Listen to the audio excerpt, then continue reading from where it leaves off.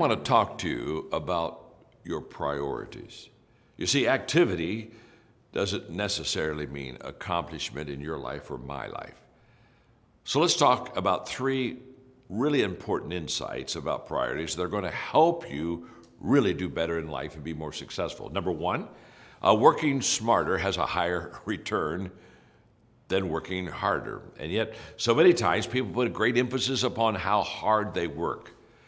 This is a story I want to share with you that kind of will illustrate the point.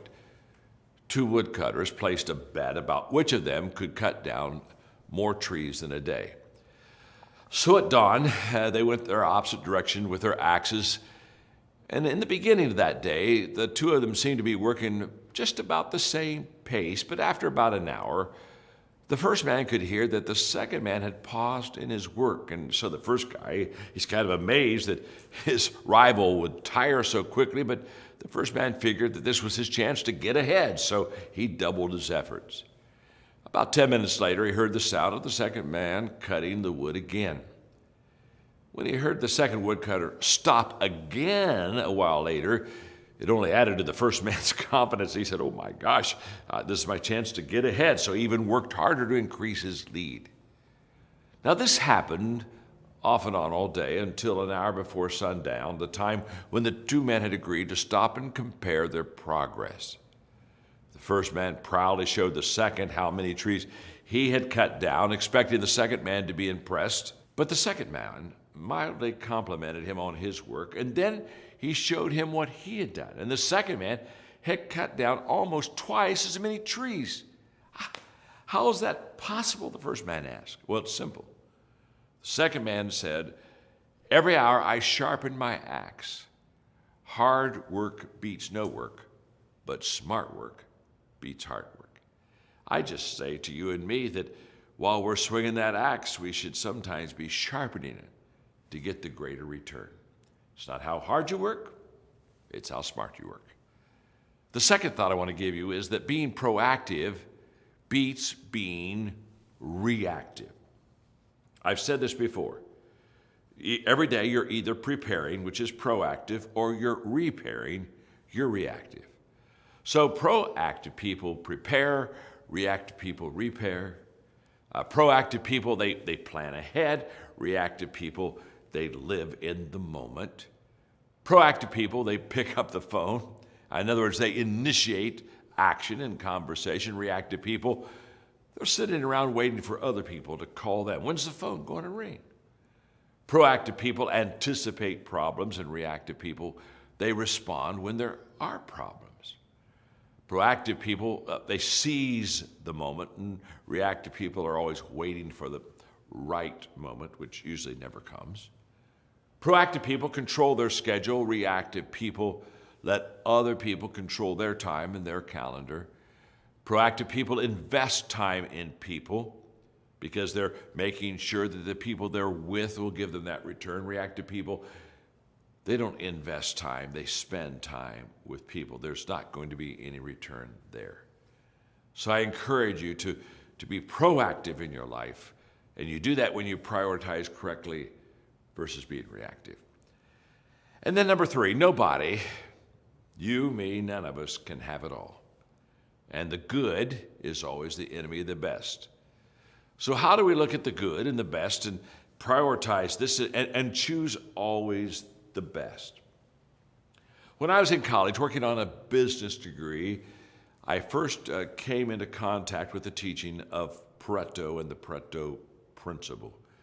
That graphic has been shown to you right now. And as you watch that graphic and as you see it, it's very obvious that if you prioritize correctly, if you've got 10 things to do and you put the first two important things to do clear at the top, number one and number two, they are the most important. If you prioritize correctly and you only do the top two, that 20% at the top, that 20%, look what it does on that graphic.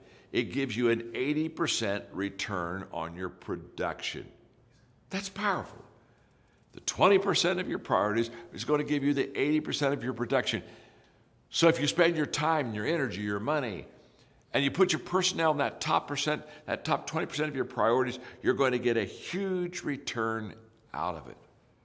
Now, that graphic and that principle absolutely changed my life. As I sat in that class working on my business degree that day as a young person, I said, if I can understand Pareto and how it works and prioritize correctly and always do the most important things in my life, that's when I'll get the highest return. In fact, if you look at that graphic and let's say you didn't do those top 2 things that give you the 80% return, but you did the other 8 things that weren't as important as the top 2, you only get a 20% return.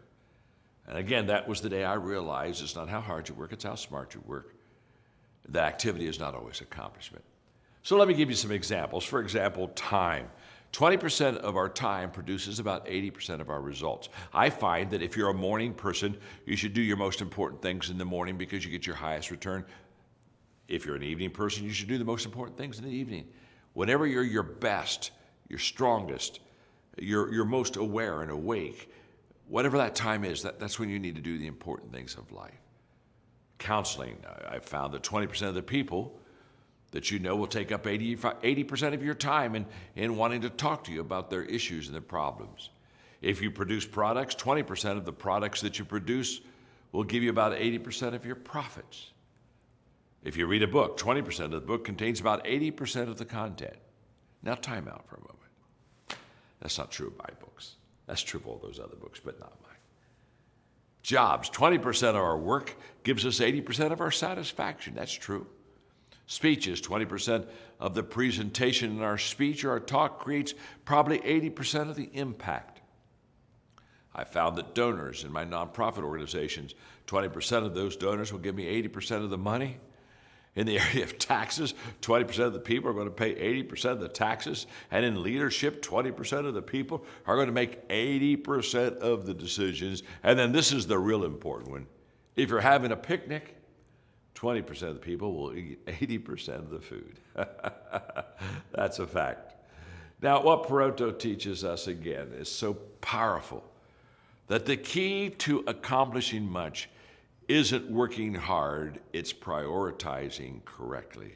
And you can take charge of your life and accomplish the things that you desire to do when you begin to change your priorities in life.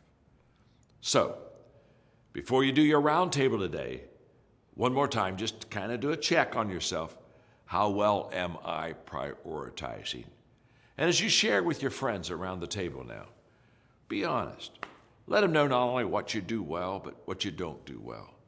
We learn so much from the failures of others. So be open, listen well, share, and then remember, at the end of the roundtable, find one thing that you can immediately take action on, because that's where your life will be changed.